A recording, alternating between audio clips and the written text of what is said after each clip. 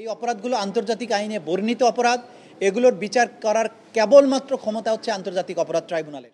এখন যে 15 জন এখানে আছে হেফাজতে আছে, তাদের স্ট্যাটাসটা কি হবে? তারা কি গ্রেফতার?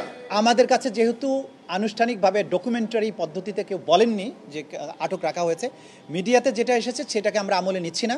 আমাদেরকে যদি বলা হয় যে আটক রাখা হয়েছে, তাহলে আইন অনুযায়ী তাকে অবশ্যই আদালতের কাছে আনতে হবে, এটাই বিধান। তো যেহেতু আমরা জানি না, সুতরাং এই বিষয়ে আমি কোনো মন্তব্য করতে চাই না। সদরে যেটি পাঠিয়েছেন গ্রেপ্তারি পরোয়ানা, ওটা কি রিসিভ করেছেন আপনারা? আন্তর্জাতিক অপরাধ ট্রাইব্যুনালের রেজিস্ট্রারের যে কার্যালয়, সেখানে আপনারা খোঁজ নেবেন।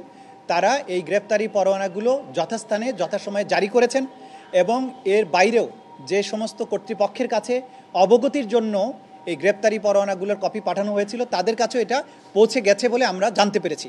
বাকিটা আপনি আন্তর্জাতিক অপরাধ ট্রাইব্যুনালের যে রেজিস্ট্রারের কার্যালয় আছে সেখান থেকে জেনে নিতে পারবেন। আমরা এই বিষয় নিয়ে আর কোনো কথা বলছি না। সাধারণ যে প্রক্রিয়া চলমান আছে, আইন তার নিজস্ব গতিতেই চলবে। কোনো সেনা সদস্যদের বিচারের ব্যাপারে আপনি 47-এর 3-এর কথাটা উল্লেখ করছিলেন, যে কিভাবে সংবিধানে সেফগার্ড দেওয়া হয়েছে, এটা যদি একটু বলেন।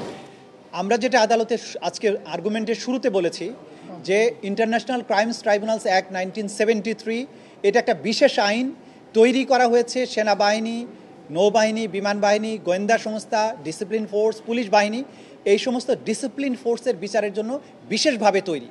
এবং এই আইনে যে অপরাধগুলোর বিচার করা হচ্ছে, সেই অপরাধগুলোর বর্ণনা বাংলাদেশের সাধারণ কোনো আইনে নেই।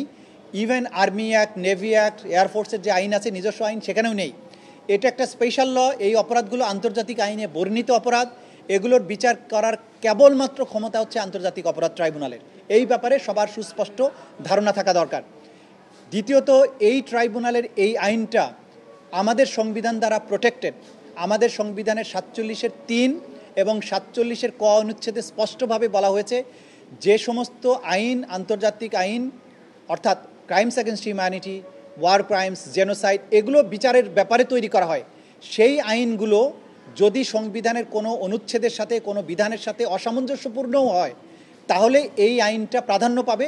সংবিধানের সাথে যদি অসামঞ্জস্যপূর্ণ হয় তারপরেও, অর্থাৎ সংবিধান নিজেই বলে দিচ্ছেন যে 1973 সালের ক্রাইমস ট্রাইব্যুনাল অ্যাক্ট এর মূল্য সংবিধানের চেয়েও শক্তিশালী। সংবিধানে এটাকে প্রোটেকশন দিয়েছে। সুতরাং এই আইনের কোনো বিধানকে চ্যালেঞ্জ করা যাবে না। এই আইনের কোনো বিধানকে চ্যালেঞ্জ করে কোনো আদালতে যাওয়া যাবে না, সুপ্রিম কোর্টে যাওয়া যাবে না, রিট পিটিশন দায়ের করা যাবে না, মেইনটেনেবল হবে না, কারণ এইটার প্রোটেকশন স্বয়ং সংবিধান দিয়েছে। এই আইনটা যেহেতু সকল আইনের উপরে প্রাধান্য পাবে, সুতরাং এই আইনের বিধানে যা কিছু বিচারের প্রক্রিয়া আছে সেই প্রক্রিয়ার মধ্য দিয়েই সবাইকে চলতে হবে। এর বাইরে যাবার কোনো সুযোগ নেই।